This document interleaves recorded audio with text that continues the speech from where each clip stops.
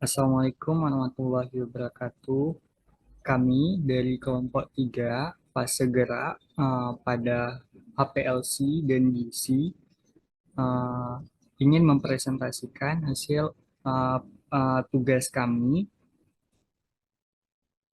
Sebelumnya, puji serta syukur kita panjatkan atas kehadiran Allah Subhanahu wa taala yang telah memberikan kita kesehatan, kesempatan sehingga kita dapat melaksanakan presentasi uh, tugas analisa farmasi. Uh, yang kami hormati dosen penggampu Prof. Dr. Renat Insinyur Rinaldi Idrus SSI selaku dosen penggampu dalam mata kuliah analisa farmasi. Uh, Baiklah, sebelumnya kita perkenalkan dengan anggota kelompok 3.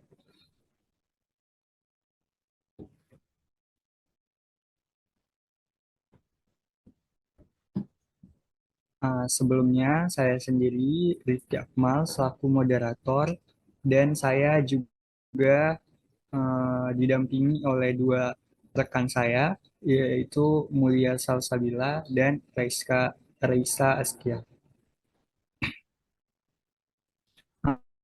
Adapun outline yang akan kita bahas dalam materi presentasi kali ini terdiri dari pengertian, prinsip, dan komponen, contoh hasil analisis, fase gerak, syarat fase gerak uh, pada HPLC, HPLC juga sama, cuma ada tambahan pada hmm, sepertinya sama saja. Lanjut,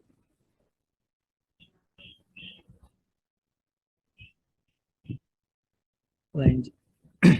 Oke, kita harus mengetahui dulu apa itu gizi.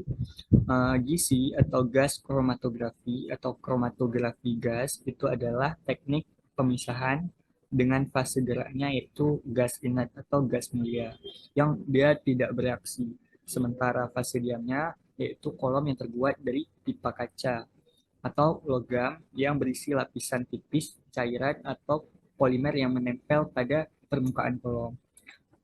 Pemisahan pada gizi ini terjadi karena perbedaan kesesuaian kepolaran antara senyawa-senyawa dalam sampel dengan bahan yang terdapat dalam fase diam. Next, ini dapat dilihat instrumen gizi pada gambar.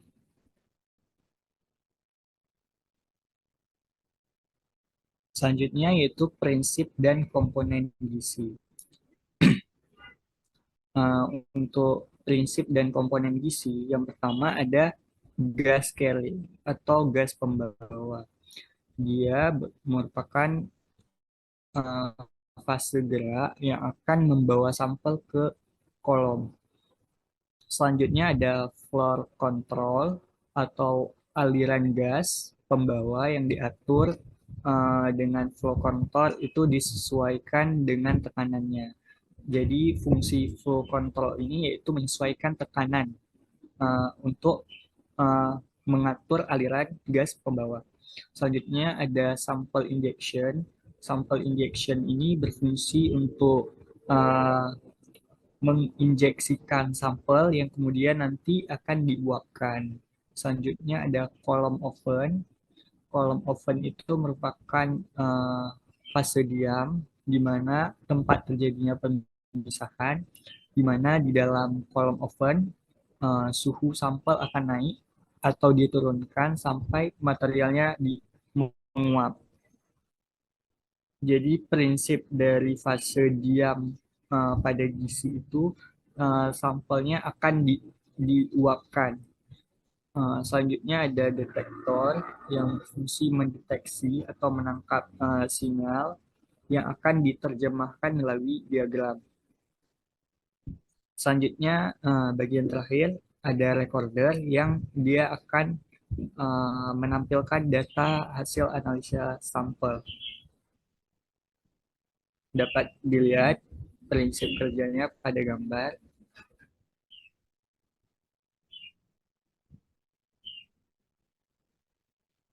Next.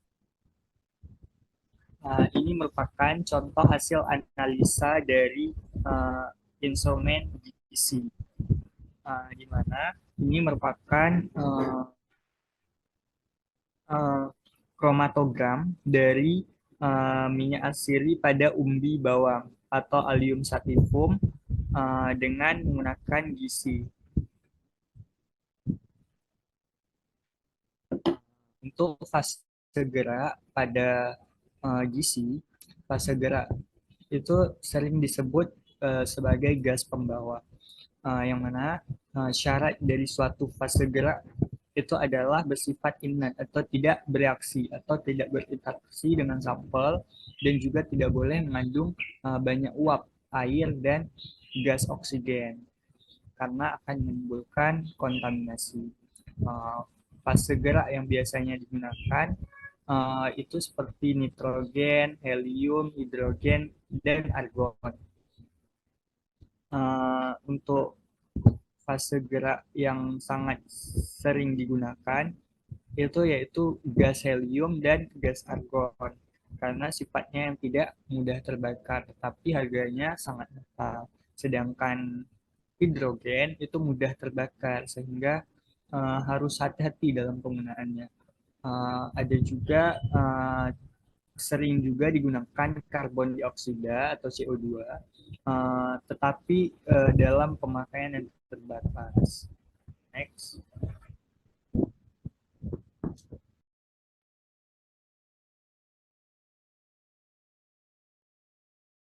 Eh, Selanjutnya, saya akan menjelaskan syarat dari fase gerak pada gas kromatografi.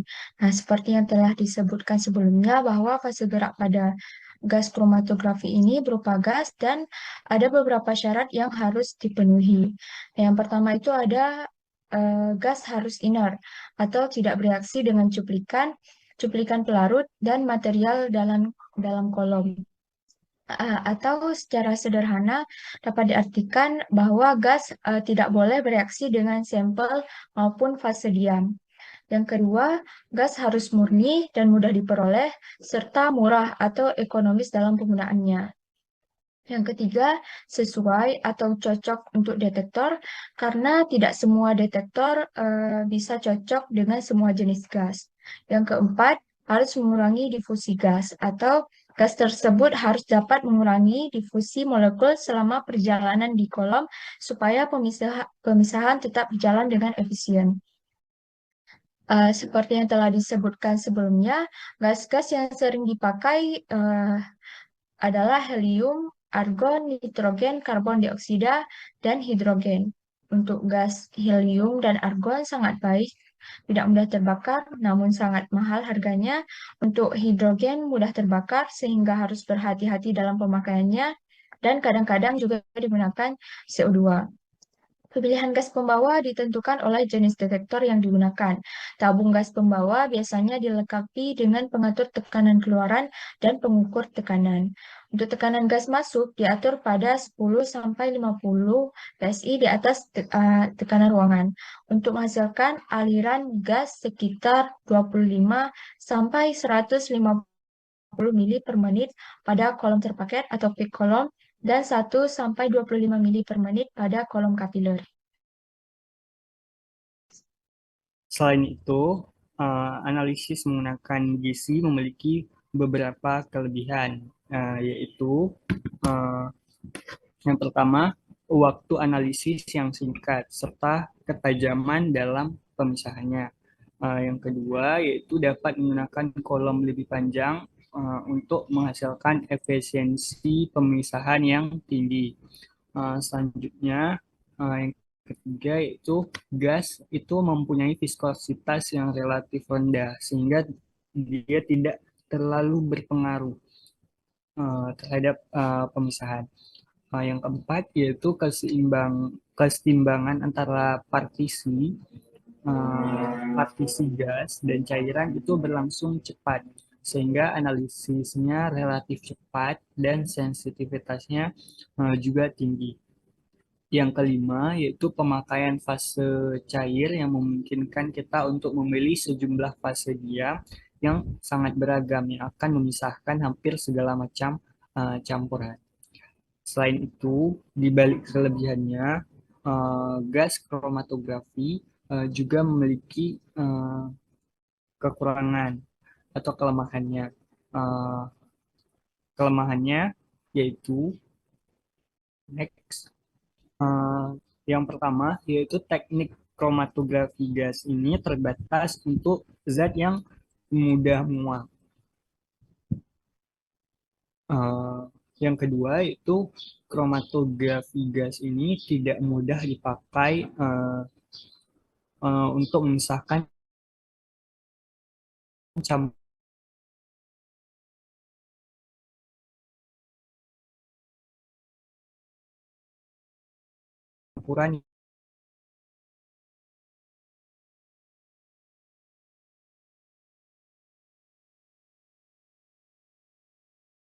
itu fase gas itu dibandingkan sebagian fase cair tidak bersifat reaktif terhadap fase diam dan zat terlarut. Selanjutnya akan dijelaskan oleh teman saya. Selanjutnya, saya akan membahas aplikasi dari kromatografi gas. Nah, berikut ini adalah beberapa contoh dari pengaplikasian kromatografi gas. Yang pertama ada pemantauan polusi udara. Nah, kromatografi gas ini sangat berguna dalam analisis udara tercemar karena memiliki daya pisah tinggi, sensitivitas baik, dan detektor yang selektif. Kromatografi gas ini digunakan untuk mendeteksi senyawa seperti alkyl timbal, hidrokarbon, aldehid, keton, SO2, H2S, dan oksida nitrogen yang ada pada udara tercemar. Selanjutnya dalam bidang farmasi dan obat-obatan, kromatografi gas digunakan untuk kontrol kualitas, analisis senyawa baru, serta pemantauan metabolisme dalam cairan biologis. Dan yang ketiga, eh, untuk analisis sisa-sisa pestisida, kromatografi gas digunakan untuk menentukan atau pengontrolan sisa-sisa pestisida yang diantaranya senyawa yang mengandung halogen, belerang, nitrogen, dan fosfor. Selanjutnya kita masuk ke pembahasan HPLC atau disebut juga dengan kromatografi cair kinerja tinggi atau KCKT. Nah, HPLC ini merupakan teknik pemisahan dan analisis berdasarkan partisi analit antara fase diam yang dapat berupa zat padat atau cair dan fase gerak yang berupa zat cair yang bertekanan tinggi yang terhubung dengan sistem deteksi analit. Atau secara sederhana, instrumen HPLC ini terdiri dari dua sistem utama, yaitu sistem pemisah dan juga sistem pendeteksi.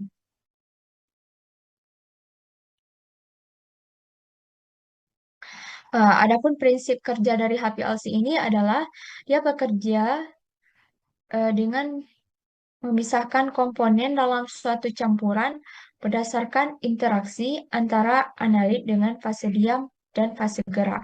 Nah, identifikasi dilakukan menggunakan waktu retensi. Sedangkan penetapan kadar masing-masing komponen dilakukan dengan mengukur tinggi puncak atau luas area kromatogram dibandingkan dengan standarnya.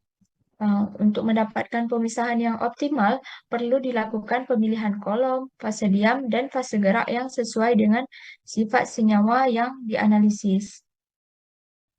Selanjutnya kita akan melihat apa saja komponen dari HPLC. Nah, yang pertama itu ada fase gerak.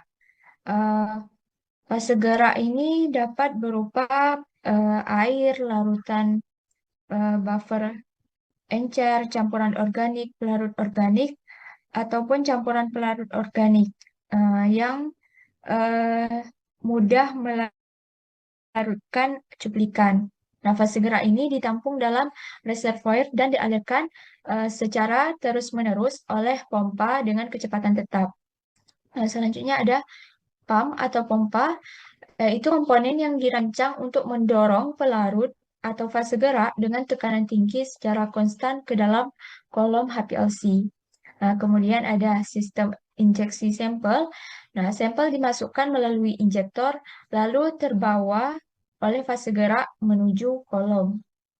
Nah, kemudian ada kolom HPLC yang merupakan fase diam, yaitu tempat pemisahan komponen komponen sampel berdasarkan interaksi dengan fase diam dan fase gerak.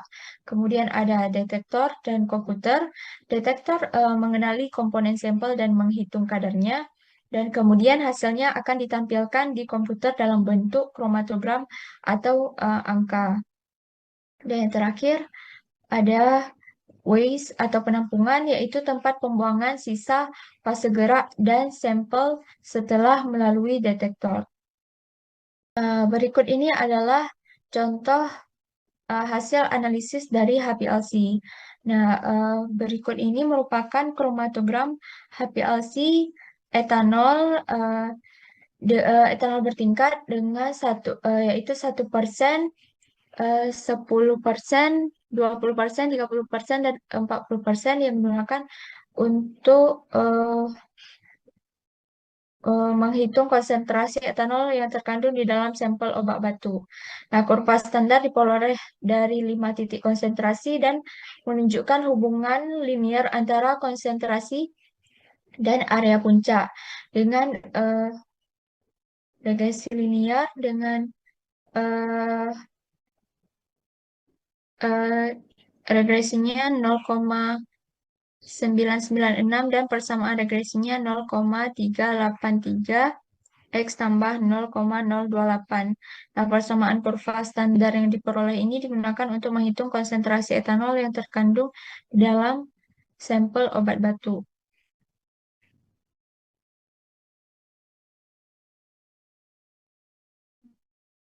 Baik, selanjutnya akan saya lanjutkan yaitu tentang fase gerak. Fase gerak dalam HPLC merupakan pelarut atau campuran pelarut yang digunakan untuk membawa analit atau sampel melewati kolom kromatografi yang berisi fase diam. Fase gerak akan membawa sampel menuju fase diam. Yang awal sampel yang memiliki beragam komponen yang awalnya masih bercampur nantinya akan terpisah secara perlahan akibat perbedaan interaksi dengan fase diam, sehingga komponen-komponen dalam sampel itu dapat terpisah. Pemilihan fase gerak dalam HPLC ini sangat bergantung pada sifat kimia dari analit yang akan dipisahkan serta jenis kolom yang akan digunakan. Untuk fase gerak atau disebut juga dengan aluen, biasanya terdiri atas campuran pelarut yang dapat bercampur yang secara keseluruhan berperan dalam daya elusi dan resolusi. Fase gerak yang paling sering digunakan dalam HPLC yaitu adalah campuran larutan buffer dengan metanol atau campuran air dengan asetonitril. Itu digunakan untuk fase terbalik. Untuk fase normal, fase gerak yang paling sering digunakan yaitu campuran pelarut-pelarut hidrokarbon dengan pelarut yang terklorisasi atau menggunakan pelarut-pelarut jenis alkohol. Selanjutnya ada syarat-syarat fase gerak dalam HPLC. Fase gerak dalam HPLC ini harus berinteraksi dengan fase diam yang sesuai agar pemisahan campuran senyawa itu dapat cepat dan efisien. Untuk kriteria pemilihan fase gerak yang pertama, dia harus memiliki viskositas yang rendah karena dengan viskositas yang rendah menghasilkan tekanan yang lebih rendah dan proses kromatografi yang lebih cepat. Kemudian dia harus fase gerak harus memiliki transparansi terhadap UV yang dapat memungkinkan deteksi yang baik menggunakan detektor UV. Kemudian fase gerak harus memiliki perbedaan indeks bias yang besar yang dapat membantu dalam pemisahan komponen-komponen yang berbeda dalam sampel. Kemudian fase gerak harus memiliki titik didih yang sesuai yang cocok dengan titik didih sampel, dan fase gerak juga harus memiliki kemurnian. Jadi fase gerak harus bersih tanpa ada pengotor yang dapat mengontaminasi sampel. Kemudian fase gerak juga harus inert terkait senyawa sampel sehingga meminimalkan interaksi dengan sampel agar proses analisis dapat berlangsung dengan efektif. Kemudian toksisitasnya harus rendah untuk pengguna dan lingkungan dan memiliki harga yang efisien sehingga dapat dijangkau. Selanjutnya ada jenis-jenis fase gerak dalam HPLC. Yang pertama yaitu ada fase gerak normal, yaitu fase diamnya fase gerak yang digunakan itu fase gerak nonpolar dengan fase diam yang polar, sehingga nantinya senyawa polar akan tertahan lebih lama di kolom. Fase ini biasa digunakan untuk pemisahan senyawa-senyawa polar. Untuk yang kedua ada fase gerak terbalik atau reverse phase. Pada fase gerak ini digunakan fase gerak polar, sehingga nantinya senyawa nonpolar itu akan tertahan lebih lama karena fase diam yang digunakan itu fase diam nonpolar, dan senyawa polar itu akan elusi lebih cepat. Dan fase ini biasa digunakan untuk pemisahan senyawa organik. Selanjutnya ada jenis fase gerak HPLC yang non-aqueous dan fase gerak aqueous. Untuk yang non-aqueous berarti menggunakan fase gerak itu menggunakan pelarut organik yang tanpa air, yang biasa digunakan untuk analisis senyawa yang tidak larut dalam air atau rentan terhadap hidrolisis. Untuk yang berair atau yang aqueous menggunakan pelarut air atau campuran air dengan pelarut organik. Biasa digunakan untuk pemisahan senyawa yang sangat polar atau larut dalam air. Selanjutnya ada kelebihan penggunaan HPLC. Yang pertama, HPLC membutuhkan ukuran sampel yang kecil. Kemudian yang kedua, HPLC mempunyai resolusi yang tinggi, sehingga menghasilkan hasil analisis yang akurat. Kemudian HPLC memiliki proses analisis yang berlangsung cepat. Yang keempat, HPLC memiliki tekanan yang diberikan oleh fase gerak yang relatif tinggi, sehingga proses kromatografi juga lebih cepat. Yang kelima, pengujian HPLC dapat dimodifikasi tergantung pada tingkat kuantifikasi yang diperlukan, sehingga menghasilkan hasil yang maksimal. Selanjutnya, ada juga kelemahan menggunakan instrumen HPLC. Yang pertama, yaitu masa kerja yang pendek. Nantinya itu berkaitan dengan umur kolom. Karena kolom ini nantinya perlu diganti. Yang kedua, HPLC memiliki biaya operasional yang tinggi, terutama untuk pembelian pelarut berkualitas tinggi dan terkait juga dengan pengelolaan limbah pelarut organiknya. Yang ketiga, HPLC membutuhkan perawatan dan pemeliharaan tingkat tinggi agar kinerja alat tetap optimal. HPLC merupakan instrumen sehingga dibutuhkan juga kalibrasi rutin dan pembersihan sistem secara rutin agar alatnya dapat bekerja optimal. Selanjutnya, ini ada aplikasi HPLC khususnya dalam industri farmasi. Yang pertama, HPLC ini berfungsi dalam pengembangan dan formulasi obat.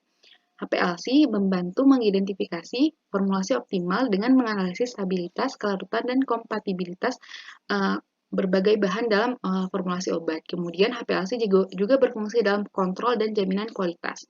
HPLC digunakan untuk memverifikasi identitas, kemurnian, dan potensi zat aktif, eksipien, dan produk akhir sesuai dengan standar yang ada. Kemudian HPLC berfungsi dalam pengujian stabilitas bahan tambahan obat. HPLC menganalisis produk degradasi yang terbentuk dalam berbagai kondisi lingkungan seperti suhu, kelembapan, cahaya, dan informasi tersebut dapat membantu menentukan masa simpan dan kondisi penyimpanan produk farmasi. HPLC juga digunakan untuk studi bioavailabilitas dan bioekivalensi. HPLC memungkinkan pengukuran konsentrasi obat yang akurat dalam sampel biologis, menyediakan data penting tentang kinerja obat. Kemudian HPLC juga berfungsi dalam profil pengotor. HPLC dapat memastikan ukuran pengotor yang berada dalam produk obat itu berada dalam batas yang dapat diterima, sehingga dapat mematuhi standar peraturan yang ada. Kemudian HPLC juga memvalidasi pembersihan.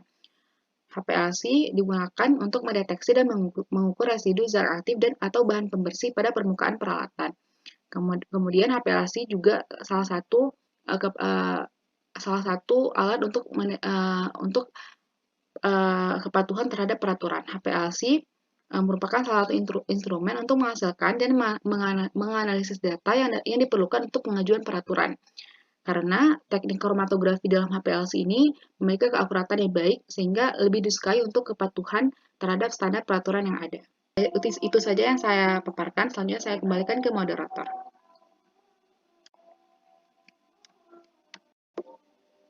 Oke, terima kasih kepada Raisa yang telah memaparkan materinya. Berikut adalah daftar pustaka yang kami gunakan sebagai referensi dalam pembuatan presentasi kami.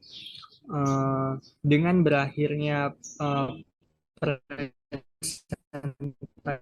paparan materi dari Raisa, maka berakhir pula presentasi dari kelompok kami. Saya Rifki Akmal selaku moderator mengucapkan terima kasih atas perhatiannya dan kami meminta maaf apabila dalam kekurangan. Wabillahi taufik wa hidayah. Wassalamualaikum warahmatullahi wabarakatuh.